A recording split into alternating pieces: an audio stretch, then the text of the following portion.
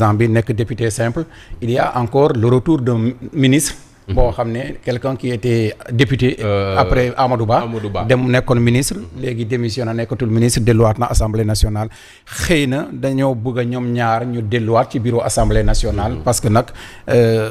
xel mënul nangu El Hadj Malick Ndiaye toog assemblée nationale nekk député simple député simple quoi xëy na à partir de loolu la ñu démissionné pour xalal yoon ñaari ñooñu pour ñu mun a intégrer bureau de l'assemblée nationale d'autant plus que tamit wax nga ko le cas de Ousmane Sonko c'est pas encore rien n'est encore sûr xëy na dañuy jël tous les paramètres nécessaires jël tous les paramètres nécessaires au cas où bu amee décision bu leen défavorable comme ça encore ñu jël disposition yi pour que ñu amaat un président de l'Assemblée nationale à la hauteur xëy na approximativement loolu lañ ko mën a jàngatee mais coow li moom jeexul Assemblée nationale parce que yaa ngi wax léegi proposition de loi pour la révision de la constitution loolu tamit dafa nar a jur coow politique ak institution fii ci Sénégal parce que déjà le président de la République a initié vraiment des réformes si dem na sax ba saisir je pense les 7 sages léegi pourquoi on ne pas attendre ñu xaar bi président de la République foofu jeex mais ñu ko bëgg a contourner pour proposition révision de la constitution à quelle fin lan lañ ci nar vraiment Sénégal daal mu ngi noonu rek quoi mais jafe-jafe yi jeexagul te 3 ans moo des d'ici la fin du mandat 2 ans yoo xam ne ci jafe-jafe yu métti la ñu nekkoon 2 ans yu njëkk yi y avait une crise économique une crise sociale jafe-jafe yi sénégalais yi nekk ci ay problèmes yu métti finalement le premier ministre et Ousmane Sonko est parti voilà il est parti à l'Assemblée nationale ñu foogoon nii voilà malheureusement pour les Sénégal encore lii bu ñu ko naree dugal moom dañuy nekk ci beneen coow boo xam ne chaque jour dañuy nekk fii di coow politique coow ay textes yoo xam ne ni interprétation yi rek c'est très compliqué et même pour les sachants léegi nag ñu bàyyi au moment les priorités à côté les priorités mooy la campagne agricole 2026-2027 ñëw na ba pare nawet bi installé wu na ci yenn zones yi il y a la préparation en cas de forte pluie ñu ragal am inondation dund bu cher bi loyer bi ak yeneen jafe-jafe yoo xam ne sénégalais yi ñu ngi koy jànkonteel tous les jours xam naa moom voilà jafe-jafe yooyu moom il faut que vraiment yàlla jàppale ñu góorgóorlu ci surtout les autorités sinon moom duñu gaaw a génn ci jafe-jafe yooyu parce que Sénégal moom dañoo bëgg coow politique dañoo bëgg mbirum politique te ñii fi nekk nag bokkoon na ci loo xam ne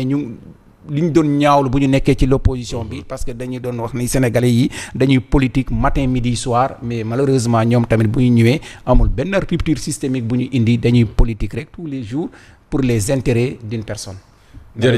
jërëjëf Younouss Sabaly ñu dellu siwaat ci coowal fanweeri milliards ak juróom-ñaar yu projet ASER muy électrification rurale ginnaaw kàddu yi nga xam ne nag Thierno Alassane Sall yëkkati na ko nag démb ci kanamu taskati xibaar yi wax fi xaalis bi jaar bu ñu sukkandikoo ci ay virement ci yu jógee diggante banque ak banque am na ci ñoo xam ne xaalis boo xam ne xamuñu ba léegi seeni borom ñan ñoo ci jot waaye li leer ba leer mooy xaalis bi moom mi ngi doon nekk diggante Espagne Afrique ak tamit sax Asie moom président coordonnateur bu forum social sénégalais di Mamadou Mignane Diouf moom rafetlu na taxawaay bi nga xam ne moom la député Thierno Alassane Sall am ci mbir mi ndax boobaak léegi mi ngi ciy def kéemtalaay kattanam ngir sàkku mbir mi leer waaye boobaak léegi de amulgul tontu bi nag ma nga jógee ca Espagne waaye Mamadou Mignane Diouf ne fii ci Sénégal nag dinañu amal campagne boo xam ne sunuy 37 milliards lañ koy tuddee lépp nag ngir fexe kilifa yi nga xam ne ñoo ŋànk réew mi ñu leeral mbir mi démb la fekkee woon ndaje diggante Thierno Alassane Sall ak taskatu xibaar yi kàddoom ak Baba Ndiaye ak Dame Ndiaye.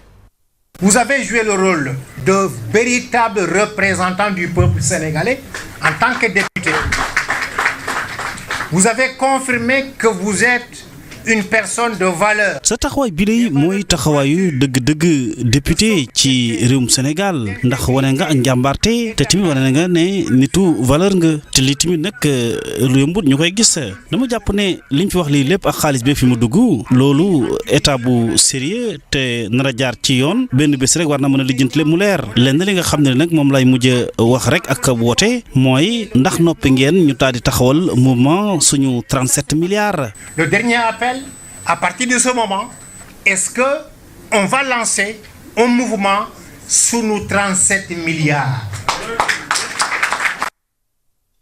ngoog campagne sunu 37 milliards mbaa du nuroog Younoussa Baldé sunu 400 000 ba woon moom da lay fàttali. waaw nag ngir sàkku rek mbir mi. waaw ngir sàkku rek mbir mi leer dina nekk campagne bu am solo nag Simon parce que nag 37 milliards. nekkul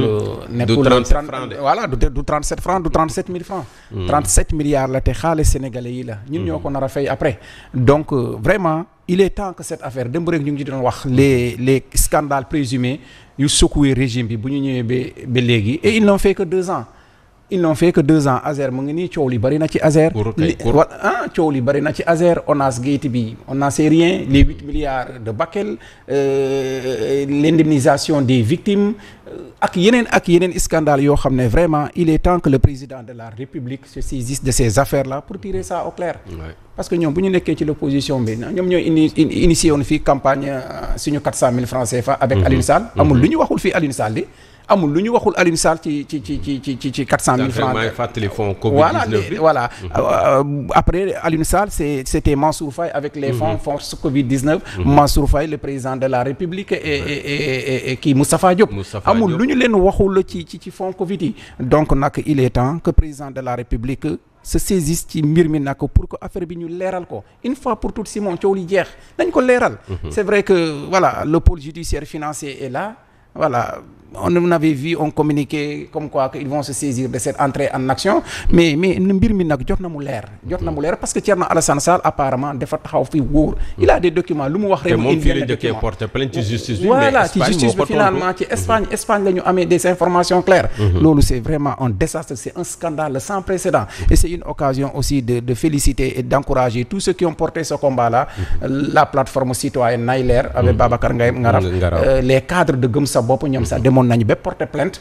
voilà ak le Thierno Alassane Sall les Bachir Fofana ak ñeneen ñoo xam ne dañoo taxaw pour que mbir mi leer te mbir mi dafa war a leer parce que c'est l'argent du contribuable sénégalais dañoo waroon électrifier lu ëpp junni ak juróom-ñaari village ci dëkk kaw yi au Sénégal malheureusement on ne parle que de 40 ñeenti fukki village la ñu électrifié est-ce que ça électrifié na courant dem na ci village yooyu yàlla rek moo xam donc 37 milliards yi ak lu Thierno Alassane Sall wax nu mu retracé mbir mi lii dafa graaw c'est l'argent des Sénégalais qui se retrouve un peu partout en Afrique et un peu partout dans le monde nag président de la République la ñuy waxal nag jot na mu jël mbir mi nag mu régler le problème là une fois pour toutes que les responsabilités soient situées képp ku ci laale nag bu dee dañuy rembourser ñu ou bien yoon dafa liggéeyam jërëjëf Younoussa Baldé. waaw merci beaucoup Simon ba altine ak jàmm. incha allah ba mardi incha allah. ba mardi incha allah rabbi. bon week-end merci bien. bon week-end nuyu ñu waa Pikine bu baax a baax boo jotee waa Koungheul tam nga nuyu leen. jërëjëf ñu indi ci xibaar yi ak waajtaayu examen bii di CFEE certificat de fin d'études élémentaires ca Sédhiou ne nag ren ji moom ñu ngi waajal examen de waaye ñu bàyyi xel ñetti at yi nga xam ne moo wéy ndax résultat yi ci wàllu googee yi gone yi def wàññeeku woon na lool tax na nag ba ñu wootee diggante kilifay administration bi ak ñi sekk njàng meek njàngale mi ngir ñu toog waxtaane yëf yi xool lan moo doxul woon ci ñetti at yi ba résultat yi wàcc ngir ñu mën ko moytandiku dimbali ci góorgóorlu ci xale yi ba résultat yooyu gën a ñoŋ Omar Diagne mooy inspecteur éducation ak formation ba ca Sédhiou dénk ay kàddu Ibrahima Diallo. ñetti at yi romb la ñuy gis ne résultat yi am na ay baisse wàcc na tuuti donc li ko waral nag xam naa ne war na bëri bon ci biir wàcc boobu boo seetee am na ñëpp yemuñ ci am na ci école yoo xam ne góorgóorlu nañu am nañu 100% li ñu amoon ci candidat ñëpp jàll nañu mais am na ci école yoo xam ne seeni taux dafa tuuti voilà donc xam naa ne daal xalaat bu yaatu la mais bokk na ci li ñu mën a wax ne nekk na ci ginnaaw temps bi nga xam ne moom la xale bi di jàng ci classe bi dafa xaw a wàññeeku ci yenn at yi parce que d'abord fii ñu nekk dafa nekk dëkk yoo xam ne dafay bëri taw nawet bi dafay teel a tàmbali fi mu ne commencé na taw bu teelee tàmbali abri provisoire yi dootul neex a jëfandikoo nawet bi dafay continuer ba mois de décembre des fois donc école dina tijji sax mais pour nga tàmbalee jàngale dafay jafe ci yenn gox yi ak goxaat yi bokk na ci tamit grève yi élèves yi di def léeg-léeg grève yi enseignants yi di def léeg-léeg yooyu yëpp daal soo ko boolee temps bi xale bi di toog di ko jàng ci classe bi léeg-léeg dafay xaw a wàññeeku dëkk bi muy sécurité routière ak moom ministre de l'intérieur et de la sécurité publique mi nga xam ne mi ngi sàkku ci ñiy jël autoroute bi am na benn pàcc ci tali bi boo xam ne dañ ko jagleel secours yi ñu war faa jaar te ñu tuddee ko bande d'arrêt d'urgence wala boog bande passante ne foofee ñoom rek a fa war a jaar ndax bu situation amee seen wàllu ak teel a yegg foofee mën a gaaw ndax ministre de l'intérieur Mouhamadou Makhtar Cissé mi ngi fàttali ne barki Dembo Ndiaye am na benn camion bu lakk ci autoroute bi diggante Ndakaaru ak Diamniadio